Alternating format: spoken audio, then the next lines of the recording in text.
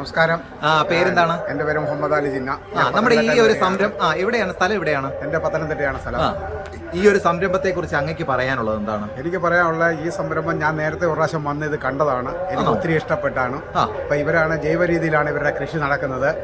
അതുപോലെ തന്നെ പിന്നെ രാസവളം ഉപയോഗിക്കാതെ ജൈവവളത്തിലാണ് ഇവർ കൂടുതലും കൃഷി നടത്തുന്നതും. അതുപോലെ തന്നെ ഇവർ വെളിയിൽ നിന്നുള്ള സാധനങ്ങൾ വാങ്ങിച്ച് ഇവിടെ മൂല്യവർദ്ധിത ഉൽപ്പന്നം ഉണ്ടാക്കി അവർ വിൽക്കുകയും ചെയ്യുന്നുണ്ട്. ഇവർ രണ്ടുപേരും കൂടിയാണ് വാണിയും വിശ്വവും ചേർന്നാണ് ഇത് സംരംഭം നടത്തുന്നത്. ഇവർ ഒത്തിരി പ്രതിസന്ധി ഘട്ടങ്ങളിൽ കടന്നുപോയാണ് ഇത്രയും നല്ലൊരു സ്ഥാപനം ഇവിടെ ഉയർത്തിയെടുത്തത്. ഇവർക്ക് എല്ലാവർക്കും നന്ദി അറിയിക്കും. എല്ലാവർക്കും വിനീതമായ നമസ്കാരം. കർഷകന്റെ കടയുടെ പുതിയൊരു വീഡിയോയിലേക്ക് എല്ലാവർക്കും ഹാർദവമായ സ്വാഗതം. ഞങ്ങള് പഠനത്തിന്റെ വിഷയവുമായി ബന്ധപ്പെട്ട് ഇന്നൊരു ചെറിയൊരു യാത്ര ആലപ്പുഴ ജില്ലയിൽ ചെയ്യുകയുണ്ടായി. അങ്ങനെ ഞങ്ങള് നിരവധി സ്ഥാപനങ്ങളിൽ പോയി. അതോടൊപ്പം തന്നെ ഹരിപ്പാടുള്ള ഡാണാപ്പടി എന്നൊരു സ്ഥലത്ത് ഒരു സ്ഥാപനത്തിൽ ഞങ്ങൾ സന്ദർശിക്കുകയുണ്ടായി. അവിടെ ചെന്നപ്പോൾ തന്നെ ഞങ്ങൾ ആ സ്ഥാപനത്തിന്റെ കവാടത്തിലേക്ക് ചെല്ലുമ്പോൾ തന്നെ ഒരു അതിശയം ജനിപ്പിക്കുന്ന പല വസ്തുതകൾ ഞങ്ങൾക്ക് അവിടെ ബോധ്യപ്പെടാൻ സാധിച്ചു. അത് ഈ വീഡിയോയിൽ തന്നെ ഞാനിപ്പം നിങ്ങൾക്ക് മുൻപിൽ കാണിച്ചു തരാം. അങ്ങനെ ഞങ്ങൾ അങ്ങോട്ട് കയറി ചെല്ലുമ്പോൾ നമ്മള് ഉപമ രീതിയിൽ പറയില്ലേ, ഉപ്പ് തൊട്ട് കർപ്പൂരം വരെ കിട്ടുന്ന കട എന്ന് പറയില്ലേ, അതുപോലെ ഒരു വലിയൊരു സ്ഥാപനമാണ് ഞങ്ങൾക്ക് അവിടെ കാണാൻ കഴിഞ്ഞത്. ഇതിനകത്ത് മറ്റൊരു മികച്ച കാര്യം, മറ്റൊരു പ്രത്യേകത, ആ നാട്ടിലുള്ള കർഷകരെ എല്ലാം സംയോജിപ്പിച്ച് അവരുടെ മൂല്യവർദ്ധിത ഉൽപ്പന്നങ്ങൾ ഈ സ്ഥാപനം വഴി വിൽക്കുകയും അതോടൊപ്പം തന്നെ കൃത്യമായി കർഷകർക്ക് അവരുടെ മൂല്യം, അവർക്ക് അവരുടെ കഷ്ടപ്പാടിന്റെ ഫലം കൃത്യമായി അത് ബോർഡ് വെച്ച് അതിൽ തന്നെ തയ്യാറാക്കി വില നിശ്ചയിച്ച് ആ വില കൊടുക്കുകയും ചെറിയൊരു മാർജിൻ ഇട്ട് അവര് പബ്ലിക്കിന്, ആവശ്യക്കാർക്ക് മൂല്യവർദ്ധിത ഉൽപ്പന്നങ്ങളും ജൈവ പച്ചക്കറികളും വിഷരഹിതമായ പച്ചക്കറികളും അങ്ങനെ പലവ്യഞ്ജന സാധനങ്ങളെല്ലാം തന്നെ വിൽക്കുന്ന ഒരു കടയാണ് ഞങ്ങൾ കണ്ടത്. മാത്രമല്ല ആ ഒരു സംരംഭത്തിലൂടെ നിരവധി ആൾക്കാർക്ക് ജോലി നൽകുന്ന ഒരു കാഴ്ചയുമാണ് കണ്ടത്. അങ്ങനെ വിവിധ മേഖലകളിൽ അവരിറങ്ങി പ്രവർത്തിച്ച് വളരെ ആത്മാർത്ഥമായിട്ട് ആത്മാർപ്പണത്തോടുകൂടി പ്രവർത്തിക്കുന്ന ദമ്പതികളാണ് വാണിയും വിശ്വവും എന്ന രണ്ട് വ്യക്തികൾ. അവര് തീർച്ചയായിട്ടും നിങ്ങൾ ഈ വീഡിയോ കാണുന്ന എല്ലാവരും അവിടെ സന്ദർശിക്കുക. അവരുടെ വാക്കുകൾ, അവരിൽ നിന്ന് കിട്ടുന്ന പ്രചോദനം നമുക്ക് എന്നും ഗുണകരമായി മാറും. അവരുടെ വിശേഷങ്ങളുമായി നമുക്ക് മുന്നോട്ട് പോകാം, തുടങ്ങാം. നമസ്കാരം. നമ്മുടെ ഈ സ്ഥാപനം എന്ത് ഉദ്ദേശത്തിൽ തുടങ്ങിയതാണ്? കർഷകർക്ക് മെച്ചപ്പെട്ട വില ലഭിക്കാനും ന്യായവില, സ്ഥിരവില, ഇത് രണ്ടുമാണ് നമ്മൾ ഉദ്ദേശിക്കുന്നത്. മാഡത്തിന്റെ പേരെന്ന് പറയാം? വാണി. വാണി മാഡം തന്നെയാണ് ഇത്? അല്ല, ആരൊക്കെയാണ്? ഞാനും എന്റെ ജീവിത പങ്കാളി, പിന്നെ ഈ നാട്ടിലെ കർഷകരാണ്. ഇതൊരു സഹകരണ ബാങ്ക് അങ്ങനെ പ്രസ്ഥാനമല്ല, നമ്മുടെ സ്വകാര്യ പ്രസ്ഥാനം തന്നെയാണ്. ഇങ്ങനെ തുടങ്ങാനുള്ള പ്രചോദനം എന്താ? പ്രചോദനം, ഞങ്ങൾ കൃഷി ചെയ്യുമ്പോൾ ഞങ്ങൾക്ക് ന്യായവിലയും സ്ഥിരവിലയും കിട്ടാതെ വന്നത് കൊണ്ടാണ്. ന്യായവിലയും സ്ഥിരവിലയും കിട്ടാതെ വന്നത് സ്വന്തമായിട്ട് തന്നെ. അപ്പൊ ഈ പ്രോഡക്റ്റ് മുഴുവൻ വെളിയിൽ നിന്ന് മേടിക്കുന്നോ എന്തെങ്കിലും ഉണ്ടോ? അങ്ങനല്ല, ഇതെല്ലാം കർഷകരുടെയാണ്. നമ്മുടെ ഇവിടുത്തെ കർഷകരുടെയാണ്? നമ്മുടെ ചുറ്റുമുള്ള കർഷകരുടെ, ലോക്കലായിട്ട്, പരമാവധി ലോക്കലായിട്ടുള്ള കർഷകരുടെയാണ്. ഇത് തുടങ്ങാനുള്ള പ്രചോദനം എന്താണ്? പ്രചോദനം വില കിട്ടാത്തത്.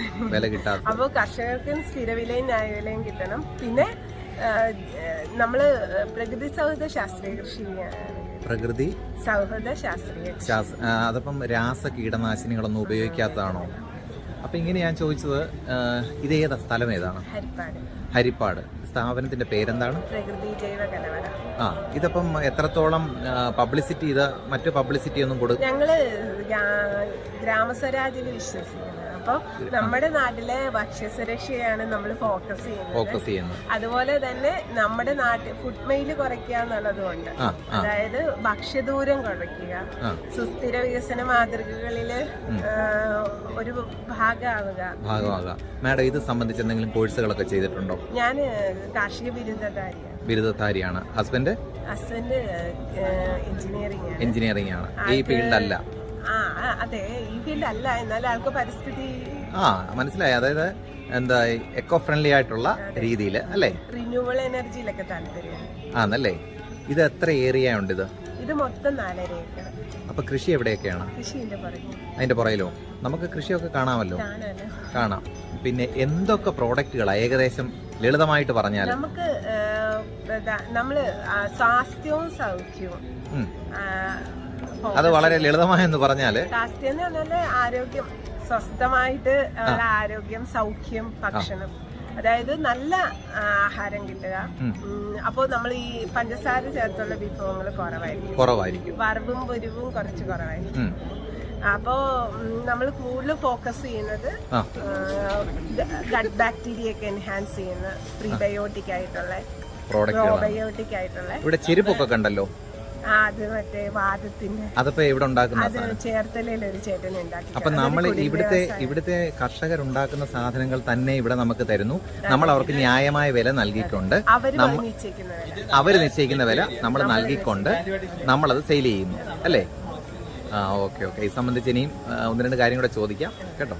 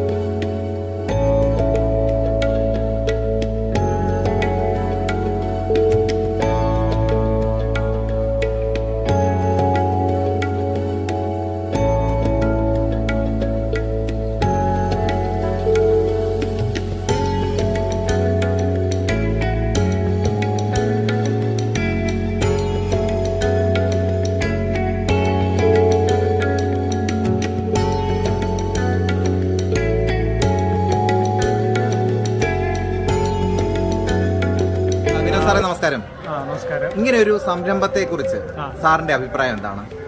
ഇത് വളരെ നല്ലൊരു ഇനിഷ്യേറ്റീവാണ്. കാരണം എന്നിട്ടുണ്ടെങ്കിൽ കൃഷിക്കാരുടെ നിന്ന് സാധനങ്ങൾ ഒരു അഷ്വേർഡ് പ്രൈസിന് മേടിച്ചിട്ട് അതവര് വിൽക്കാൻ ഇവിടെ വെച്ച് മാർക്കറ്റ് ചെയ്യാൻ സാധിച്ചില്ലെങ്കിൽ അവർ വാല്യൂ ആഡ് പ്രൊഡക്റ്റ് ആക്കി വിൽക്കുക എന്നുള്ളതാണ് ഇതിന്റെ വലിയൊരു നോവൽ ഐഡിയ ആണ്. അത് പുതിയൊരു ഐഡിയ ആണ്. അപ്പോൾ ഇത് എല്ലായിടത്തും തുടങ്ങാമെങ്കിൽ കൃഷിക്കാർക്ക് നല്ലൊരു ഒരു കൈത്താങ്ങായിരിക്കും. കാരണം എന്നിട്ടുണ്ടെങ്കിൽ അവർക്കൊരു അഷ്വേർഡ് മാർക്കറ്റ് ഉണ്ടെങ്കിൽ അവർക്ക് എന്ത് വേണമെങ്കിലും ഉൽപ്പാദിപ്പിക്കാൻ പറ്റില്ല.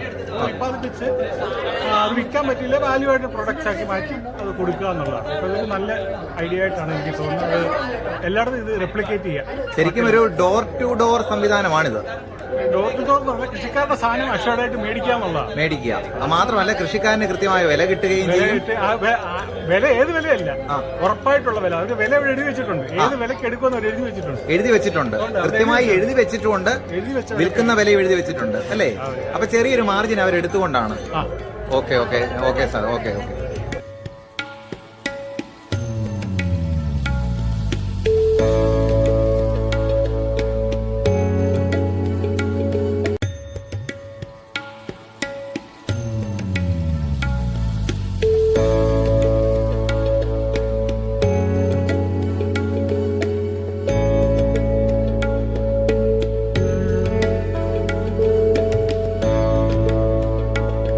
തദ്ദേശീയമായിട്ടുള്ള എല്ലാ വിഭവങ്ങളും നമ്മുടെ കൃഷിയിടത്തിലുള്ള വിഭവങ്ങളും അതുപോലെ ഈ നാട്ടിലുള്ള എല്ലാ കർഷകരുടെ വിഭവങ്ങളും ഈ നാട്ടിലെ ആൾക്കാർക്ക് സർക്കുലേറ്റ് ചെയ്യാനുള്ള ഒരു ഇടമായിട്ടാണ് നമ്മൾ ഇതിനെ കാണുന്നത്.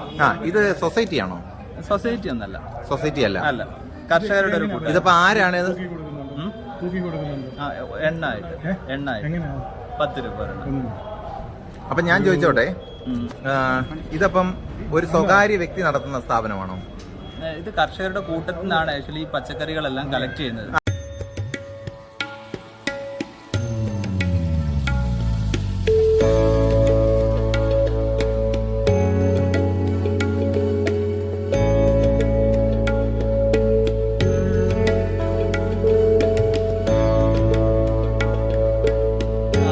നമ്മുടെ ഇവിടുത്തെ മെയിൻ പ്രൊഡക്റ്റാ അത്. പിന്നെ ഡ്രൈ ബനാന എന്ന് പറയുന്നത് കുഞ്ഞു കുട്ടികൾക്ക് നമ്മൾ ഏത്തക്കപ്പൊടി ഉണ്ടാക്കത്തില്ലേ, അത് ഡ്രൈ ബനാനയായിട്ടും അവിടെ കാണാം നിങ്ങൾക്ക്.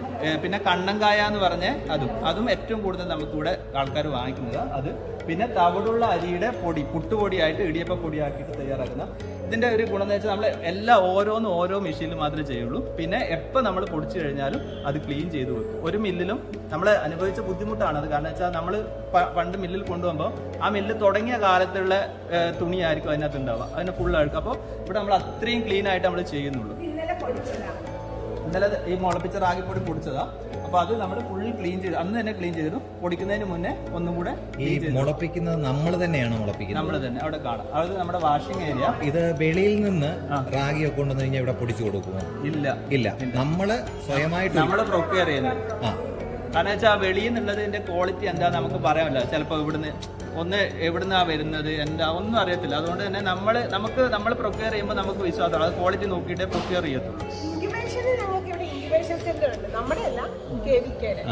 പിന്നെ നമുക്ക് ഏകദേശം എത്ര പ്രോഡക്റ്റുകൾ നമ്മളിങ്ങനെ പൊടിച്ചു കൊടുക്കുന്നുണ്ട്? പൊടിക്കുന്നത് മാത്രം മുളക് അങ്ങനെയൊക്കെ ഉണ്ടോ? മുളക് നമ്മൾ നമ്മുടെ പൊടിച്ചെടുക്കുന്നു. നമ്മൾ പൊടിച്ച് നമ്മൾ വെളിവിക്കുകയാണ്. അല്ല, വെളിയിലല്ല, നമ്മുടെ സ്റ്റോറിലേക്ക് കൊടുക്കും. നമ്മുടെ സ്റ്റോറിൽ തന്നെ കൊടുക്കും. മേടിച്ചോളൂ. പിന്നെ ഇത് പറഞ്ഞ കുഴപ്പമില്ല. ഇതിന്റെ ഈ യൂണിറ്റിന്റെ മുകളിൽ സോളാർ പാനലുണ്ട്. അതിന്റെ ഇൻവേർട്ടർ ആ കാണുന്നത് 40 യൂണിറ്റോളം നമ്മൾ ഓൺ ഗ്രിഡിലോട്ട് കൊടുക്കുന്നുണ്ട്.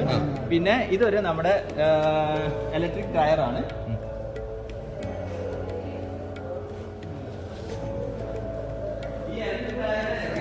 നമ്മൾ വേനൽ സമയത്ത് അധികം ഉപയോഗിക്കാറില്ല. കാരണം വെച്ചാൽ ഇലക്ട്രിക് ഡ്രയറിന് ഒരു മണിക്കൂറിൽ 4.5 യൂണിറ്റ് വൈദ്യുതിയാവും. അപ്പൊ അതുകൊണ്ട് തന്നെ പക്ഷെ നമുക്ക് എന്ത് ചെയ്യാന്ന് വെച്ചാൽ നമ്മുടെ മുകളിലൊരു ഇതുണ്ട്, സോളാർ ഡ്രയർ ഉണ്ട്. അത് നിങ്ങൾ എല്ലാവരും കാണേണ്ടുന്നതാ. അപ്പൊ 2 ബാച്ചായിട്ട് മുകളിൽ കയറുന്നതാണ് നല്ലത്. ഒത്തിരി ലോഡ് ചിലപ്പോൾ താങ്ങത്തില്ല.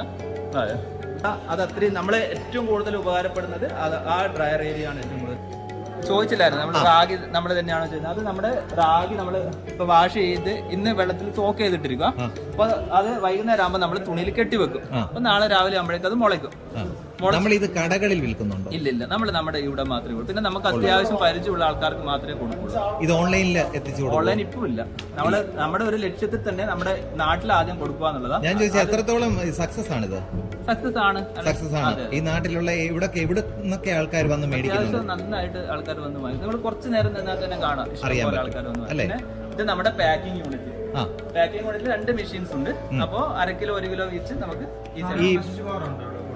ഇല്ല കൊണ്ടുപോകുന്ന നശിച്ചു പോവാതിരിക്കാനാണ് ആക്ച്വലി ഈ യൂണിറ്റുകളൊക്കെ നമ്മൾ തുടങ്ങേണ്ടി വന്നത്. പൊതുവിപണിയേക്കാളും വില കുറവാണോ അതോ? അല്ല, നമുക്ക് നമ്മുടെ അധ്വാനത്തിനും നമ്മുടെ ആ ഒരു നമ്മൾ അതിന് എടുക്കുന്ന എഫേർട്ടിനുള്ള ഒരു പ്രൈസ് നമ്മൾ അതിന് ഇടുന്നുണ്ട്. അത് കൂടുതലോ അല്ല കുറവോ അല്ല, നമുക്ക് അതിന് പിന്നെ ഈ സ്ഥാപനം നടന്നു പോകാനുള്ള ഒരു പ്രോഫിറ്റും ആക്ച്വലി അതിന് വേണമല്ലോ സ്വാഭാവികമായിട്ടും. നമ്മൾ ഈ കർഷകരെല്ലാവരും കൊണ്ടുവരത്തില്ലേ, അപ്പൊ അവരാണോ വില നിശ്ചയിക്കുന്നത് അതോ നമ്മൾ നിശ്ചയിച്ചു? നമ്മളും അവരും കൂടി ചേർന്നാണ് ആക്ച്വലി ഒരു സാധനത്തിന് വില നിശ്ചയിക്കുന്നത്. കാരണം വെച്ചാൽ അവരുമായിട്ട് നമ്മളൊരു കമ്മ്യൂണിക്കേഷൻ എപ്പോഴും ഉണ്ട്. കാരണം വെച്ചാൽ ഇന്ന സീസണിൽ ഇന്നത് അവർ ചെയ്യണം, നമ്മൾ ഇന്നത് ചെയ്യുന്നൊക്കെ നമ്മൾ തമ്മിൽ ഒരു കമ്മ്യൂണിക്കേഷൻ പലപ്പോഴും അത് നടക്കാറുണ്ട്, ചിലപ്പോൾ നടക്കാറില്ല. എന്നാലും അത് ഒരുവിധം വെളിയിലെ ചന്ത കൊടുക്കാൻ സ്കൂൾ കിട്ടുന്നു. അതെ, ഓക്കെ. വെള്ളോട്ട്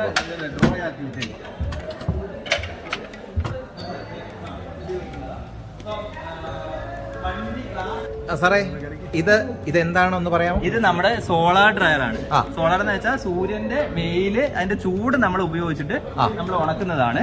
അപ്പോ ഈ വണ്ടി ഗ്ലാസ് ഒക്കെ കയറ്റിട്ട് വെയിലത്തിട്ട് കഴിഞ്ഞാൽ എന്താണ് അവസ്ഥ? അതിനകത്ത് പുഴുങ്ങത്തില്ലേ?